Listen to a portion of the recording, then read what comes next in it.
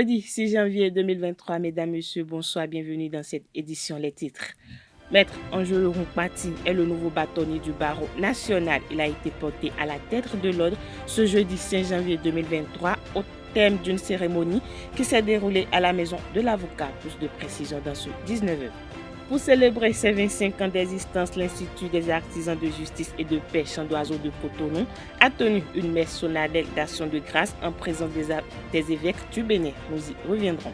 Par note de service en date du mercredi 4 janvier 2023, la hiérarchie policière a affecté une vingtaine de fonctionnaires de police pour la sécurisation de la nouvelle cité Ouedo. Les détails dans ce 19h.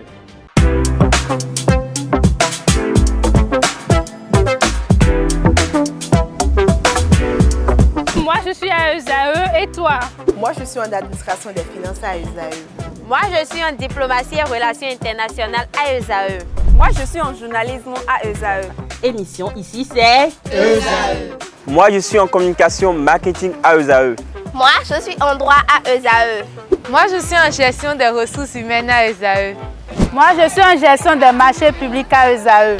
Moi, je suis en administration du travail et de la sécurité sociale à ESAE. Moi, je suis en sciences économiques à ESAE. Moi, je suis en banque finance à ESAE. Moi, je suis en administration générale à ESAE. Moi, je suis en audit et contrôle de gestion à ESAE. Moi, je suis en sciences juridiques à ESAE. Moi, je suis en administration générale et territoriale à ESAE. Moi, je suis en transport logistique à ESAE. Moi, je suis en gestion des projets à ESAE. Rejoignez-moi, c'est la meilleure université. Nous sommes à ESAE. Rejoignez-nous à ESAE, l'excellence à un an.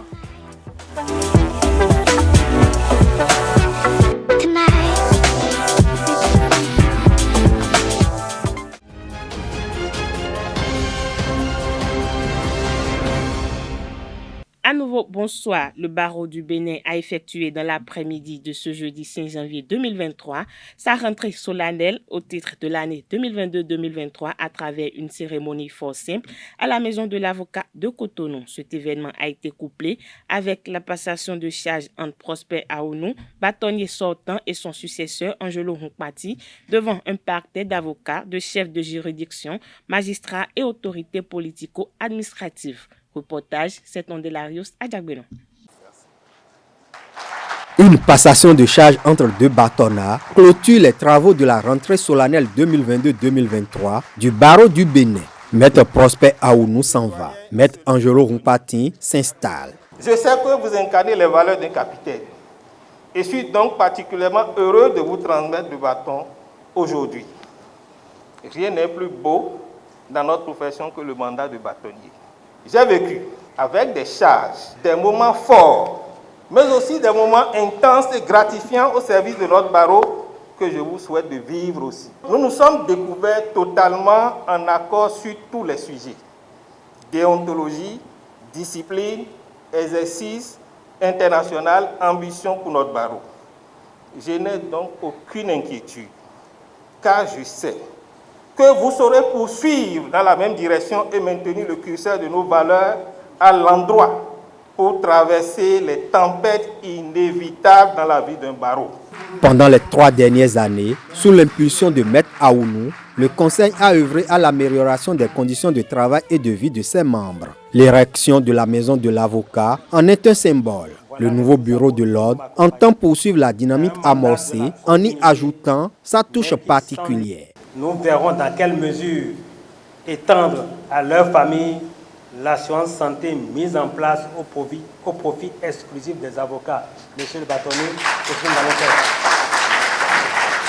Nous engagerons notre réflexion, c'est-à-dire une réflexion constructive autour de la mise en place d'une police d'assurance pour une flotte constituée par l'ensemble des véhicules des avocats afin que les taux de primes soient négociés dans l'intérêt de tous. Nous poursuivrons l'ouverture de notre barreau à l'international en lorgnant les barreaux anglophones. En somme, nouer avec eux des accords de partenariat sud-sud pour des bains linguistiques. Ça a été bien entamé par vous, monsieur le bâtonnier, nous le poursuivrons. Doyen d'âge au sein des 3 précédents conseils, le nouveau bâtonnier exhorte ses consoeurs et confrères à incarner certaines valeurs dans l'exercice du métier. Pour réussir cette dynamique d'ensemble, 3 exigences essentielles, à mon avis, sont indispensables pour consolider notre ordre. Ce sont l'indépendance, la confraternité et la dignité. La différence d'opinion sur l'approche de la consolidation de notre ordre autour des piliers sur lesquels il repose au regard de notre loi commune doit constituer notre richesse. Telle est ma foi, et à cet égard, je veux être le bâtonnier de tous, sans exclusion aucune. La présente rentrée couplée avec la passation de bâton est placée sous le thème de l'intégration régionale. Le président de la conférence des barreaux de l'espace UEMOA souligne son importance. Nos barreaux doivent plus que jamais constituer des fers de lance du processus d'intégration en formant des avocats capables de contenir la concurrence et de démontrer leur capacité à participer à la renaissance de notre espace. C'est un défi que nous avons le devoir de relever. C'est en cela que nos rentrées solennelles doivent nous réunir autour des valeurs de justice. Elles doivent aussi servir à créer une émulation pour que les consciences montent. Des délégations des barreaux du Togo et du Niger, des chefs de juridiction béninoise, le préfet du littoral ont rehaussé de leur présence l'événement. Ces assises ont pris fin avec une remise symbolique de présents aux bâtonniers sortants et entrants et un concert. Pendant son mandat, le bâtonnier Prosper Aounou a notamment œuvré à donner un siège digne du Bénin à l'ordre des avocats. Il a dressé le bilan de son conseil à ses mandants des chantiers construits et en cours de réalisation. En voici quelques-uns. Le 6 janvier 2020, au moment où on m'installait dans les fonctions du bâtonnier, nous n'avions pas établi comme priorité la construction de la maison de l'avocat. Cela n'avait même pas été annoncé dans mon discours. Mais très tôt, l'exiguïté du bureau que nous occupions, j'allais dire que nous squattions dans les locaux de la Cour d'appel et les défis auxquels nous étions confrontés, nous ont déterminés à construire la maison de l'avocat. Et nous y sommes aujourd'hui. Aussi, le Conseil de l'ordre, vous et moi, avons décidé d'organiser de façon extrêmement symbolique cette cérémonie de passation de charges couplée avec la rentrée solennelle du barreau dans notre maison de l'avocat. C'est parce que cette maison symbolise la continuité. Cette maison est en effet le symbole de la continuité des bâtonniers qui nous ont précédés. C'est également un lieu de travail, de confraternité et de convivialité. Cette maison, j'en suis convaincu, va contribuer à renforcer les liens entre avocats, car nous l'avons construite pour faciliter le quotidien et l'exercice de notre profession. Nous vous la laissons. Mais la maison de l'avocat n'est pas la seule réalisation que nous vous laisserons aujourd'hui. Nous avons, il vous souviendra, organisé le CAPA en 2020, le certificat d'aptitude de la profession d'avocat en 2020. À l'issue de cet examen, 38 candidats ont été déclarés admis. Ils ont été présentés au serment le 22 décembre 2021. C'est donc une promotion de 38 stagiaires que nous vous laisserons et nous savons que vous poursuivrez leur formation avec rigueur pour répondre à nos exigences d'expertise, de déontologie et d'assurance. Dans le cadre de la modernisation de l'ordre des avocats, nous avons adopté un manuel de procédure financière et comptable et avons engagé un auditeur pour examiner nos comptes. Nous attendons patiemment les résultats de cet audit et nous avons instauré une transparence dans la gestion de nos finances, une transparence que nous pensions essentielle et indispensable. La modernisation du barreau ne peut se faire sans une formation initiale et continue de qualité. Pour ce faire, nous avons adopté les statuts du Centre de formation professionnelle des avocats du Bénin et désigné son premier directeur en la personne de notre doyen, Guy Lambert-Yepé, que je vous prie de saluer ici. Nous avons procédé également à la désignation des membres du conseil d'administration de cette école. Cette école dispensera dans les prochains jours des formations initiales et continues ancrées dans les réalités de la vie économique afin de répondre aux besoins non seulement de notre ordre, mais également de ceux de la justice en général, car nous sommes conscients que l'école est un lieu de transmission de savoir et de valeurs. Nous sommes conscients également que l'exercice de la profession d'avocat rime avec une bonne santé. C'est pourquoi, dès 2022, nous avons souscrit à une assurance santé pour tous les avocats du barreau du Bénin. Cette assurance est encore en cours de validité. Convaincus qu'il nous faut nous ouvrir à l'international, en faisant rayonner notre barreau et nos cabinets au-delà de nos frontières, nous avons signé le 27 septembre 2021, avec le barreau de Paris, un avenant à la Convention de coopération du 20 avril 2015 en nos deux barreaux. Cet avenant concerne la grande bibliothèque du droit, bibliothèque juridique en ligne, participative, en accès libre et gratuit. Au bénéfice de cet avenant, les avocats du barreau du Bénin peuvent envoyer toute publication à la grande bibliothèque du droit pour être mise en ligne après traitement par un comité scientifique. Je l'annonçais tantôt en titre, l'Institut des artisans de justice et de paix Chant d'Oiseau de Cotonou a célébré la messe solennelle d'action de grâce de ses 25 ans d'existence avec les évêques du Bénin. Une célébration avec des centaines de fidèles venus pour rendre grâce à Dieu. Le père Éric Aguet-Nonon, directeur de l'Institut, a profité de l'occasion pour faire le point et parler des perspectives. Il est au micro de Anaël Dohou. Nous venons d'assister à la messe solennelle pontificale marquant les 25 ans d'existence de l'IAJP-CO. Cette messe se situe dans le cadre de la session ordinaire de la conférence épiscopale. Et cette messe solennelle était dans l'agenda des évêques. Et donc, juste à la fin de leur session, les évêques du Bénin ont voulu célébrer, rendre grâce à Dieu, manifester à Dieu notre reconnaissance pour la grâce de cette institution que nous tenons de Monseigneur de Souza. Et donc la présence des évêques est une présence de l'Église.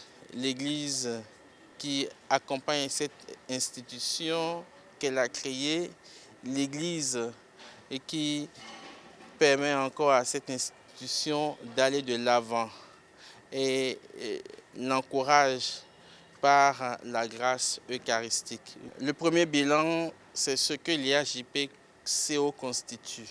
L'IAJP-CO constitue un laboratoire de recherche pour la paix et la justice. Et comme laboratoire, il y a eu 20 symposiums, 7 conférences sociales par an. Et voyez-vous, on a 25 ans d'existence.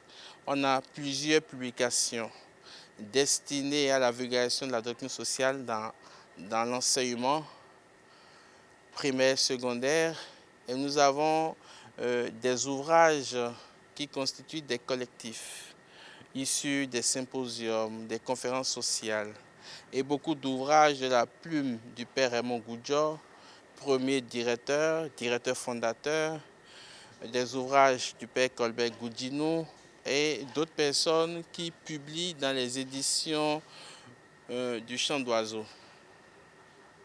C'est aussi le lieu de remercier tous les agents pastoraux, les agents sociaux qui viennent se faire former. Ils sont des centaines.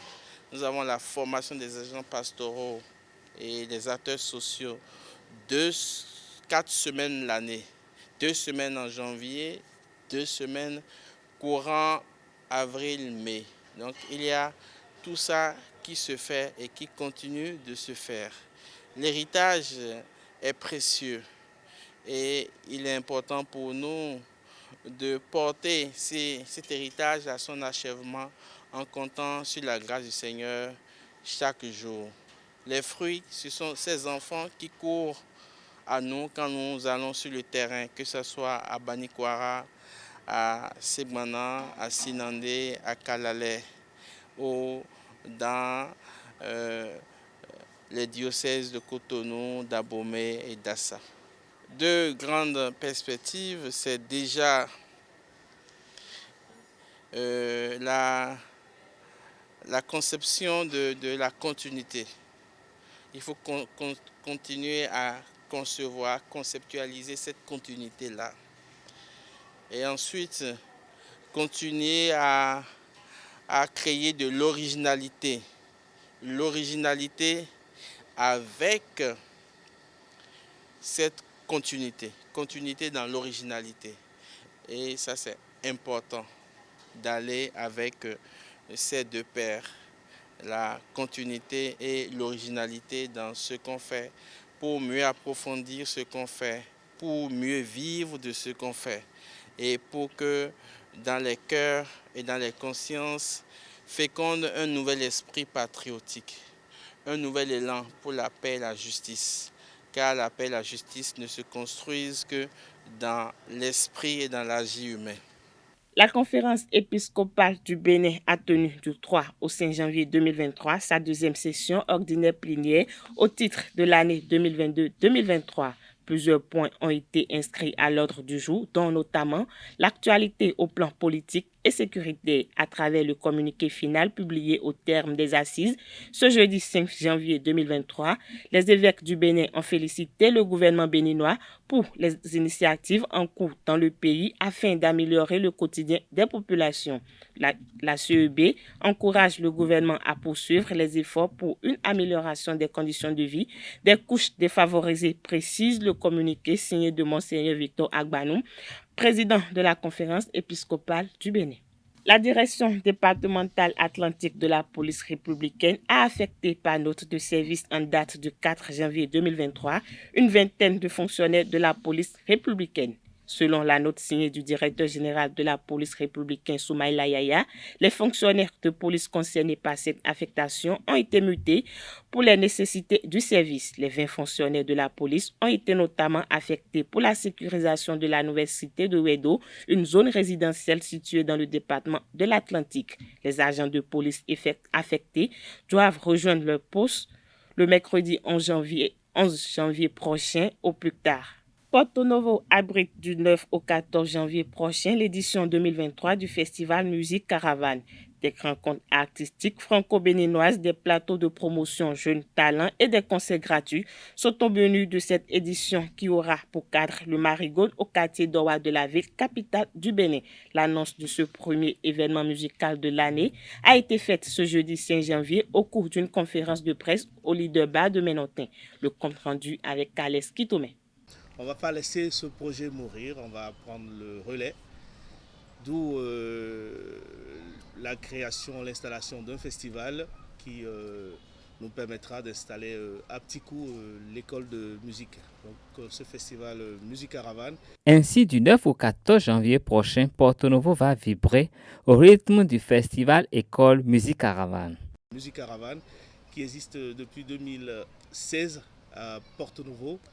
Et tous les ans a accueilli nos chers frères, nos chers amis du côté de la France qui nous ont toujours accompagnés. Voilà. Donc une fois encore, on revient on refait surface pour la nouvelle édition de 2023. Et ça va se dérouler du 9 au 14 à Doha, dans la maison de Awanjinou qui est nommée aujourd'hui le Marigot. Le centre culturel Le Marigot. La programmation de cette édition offre des tableaux qui font rêver les amoureux de la musique et des arts. Des ateliers musique, donc avec des cours théoriques, de la pratique instrumentale essentiellement cuivre et percussion, du chant également. On a des ateliers hors les murs aussi qui ont déjà démarré depuis hier à Cotonou avec une trentaine d'apprenants encadrés par des professionnels qui ont pu se sensibiliser au son et au mixage. Donc là, sur cette semaine, on est sur la partie un peu théorique et le festival va permettre aux apprenants de mettre en pratique du coup leur savoir sur les différents temps de concert du festival. on a également un autre temps fort qui sera le mercredi 11 janvier avec un tremplin jeunes talents où des groupes découvertes vont se produire avec à la clé un enregistrement de leur musique dans un studio professionnel et un accompagnement en communication et sur la promotion par la suite. Et là, nous allons avoir deux soirées concerts avec Eyonlé, du coup, le groupe va se produire, donc la famille Awanjino va se produire sur son propre festival. Ils sont sur scène avec nous pour vous présenter leur dernier album, Une valse à Cotonou. Un groupe qui nous vient de France aussi, qui s'appelle le Yovozem. Ils montent le projet du coup Pidisynf et le Yovozem. Koulifa Gwemi, Pidisem, Fipiwo Baro et bien d'autres artistes seront sur la scène de musique caravane qui accueille également une exposition d'art plastique. Un apprenti est une personne qui apprend un métier. À Cotonou, les artisans sont confrontés aujourd'hui à un nouveau défi. Il s'agit du manque d'apprentis. Plusieurs raisons expliquent cette situation. Dans ce reportage signé Francis Fahmi et Quentin Amoussou, nous vous donnons des éléments de réponse. Suivez plutôt. Là, il y a un apprenti, au moins 7 ou 8 mois, et puis il congé. Marcel est mécanicien. Il est établi depuis quelques années déjà à Gbedjomende dans la ville de Cotonou. Il y a 2 ans, il avait au moins quelques apprentis à son actif. Mais aujourd'hui, la situation est tout autre. Au moins 5 ans, 7 ans, apprenti, Patrice, soudeur à lac, est confronté à ce même problème. On arrivait à trouver des apprentis car certains parents voulaient que leurs enfants apprennent la soudure. Aujourd'hui, aucun enfant ne veut plus apprendre ce métier. La cause est que personne ne veut plus souffrir avant de gagner de l'argent.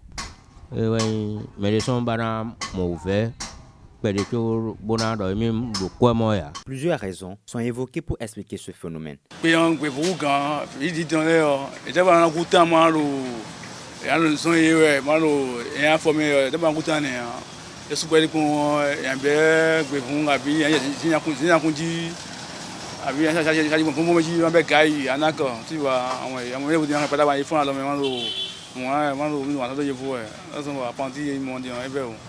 y a des jeunes qui viennent pour se faire former, d'accord?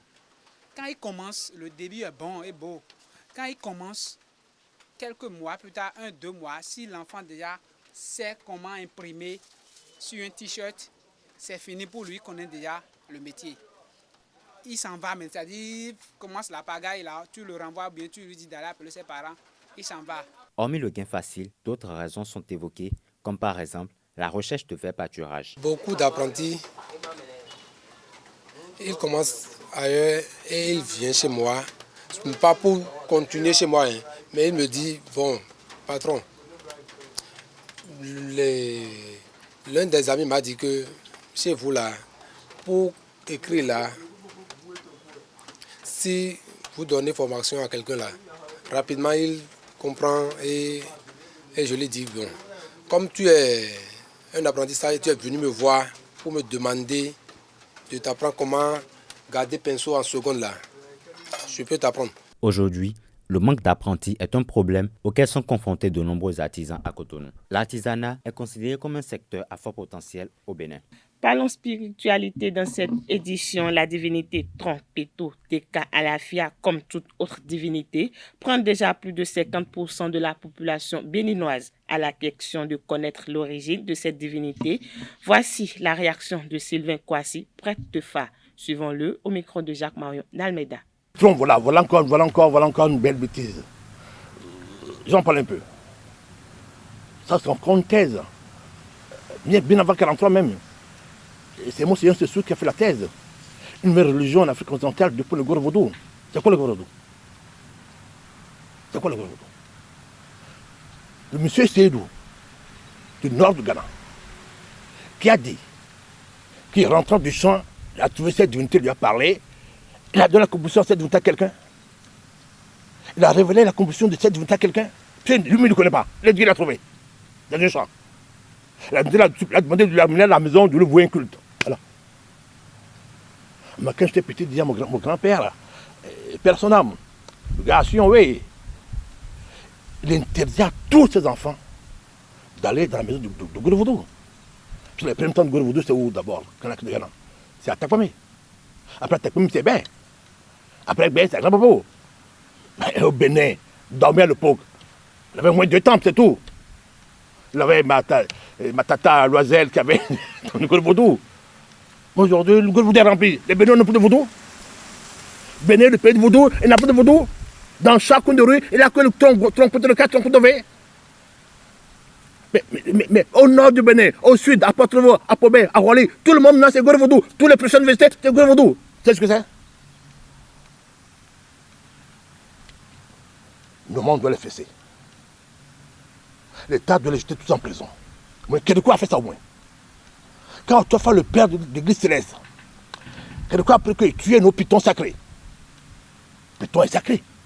Les dormés, l'animal tout c'est le piton. Tombou d'Angwé, c'est pas Ouida seulement, c'est tout le pédard, jusqu'au Ghana.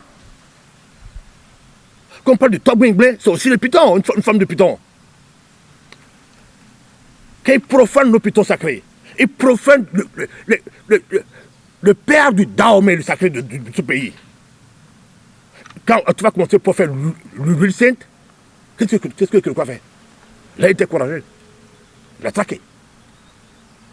Les familles des églises ont fui. Qu'est-ce qu'on fait aujourd'hui? On vend nos pitons.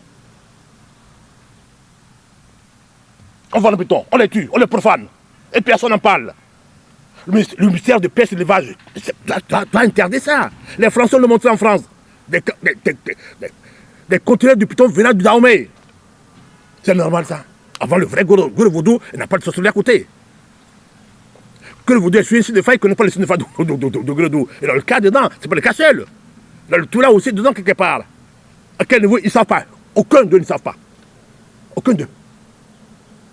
Madame, le cinéma de Mananou, c'est tout le midi. Tout le monde dit pourquoi on parle de Mananou. Tout le monde dit à Sarouz, pas le cas. En sport, l'Assemblée générale ordinaire de la Fédération béninoise de rugby s'est tenue le vendredi dernier au Champ d'Oiseaux de Cotonou. Le président de la FEBRJ, Faustin Daïto, a mis les travaux sous le signe de l'union, de la solidarité et de la bonne gouvernance. Reportage Colombe Oussou. Il faut faire les rapports d'activité, les rapports financiers, il faut faire la formation, il faut nouer les partenariats, il faut suivre les directives de nos instances supérieures. Création des ligues, réaménagement du comité exécutif de la Fédération béninoise de rugby, élection de membres chargés de l'environnement et des affaires sociales, tels sont entre autres les points abordés par les responsables de la Fédération béninoise de rugby au cours d'une assemblée générale ordinaire ce vendredi 31 décembre 2022. Dès l'entame, Fernando Ressou, le secrétaire général du Comité national olympique et sportif du Bénin, a invité les uns et les autres au fair play et encourager les différents acteurs du rugby béninois aux réformes envisagées par le bureau en activité.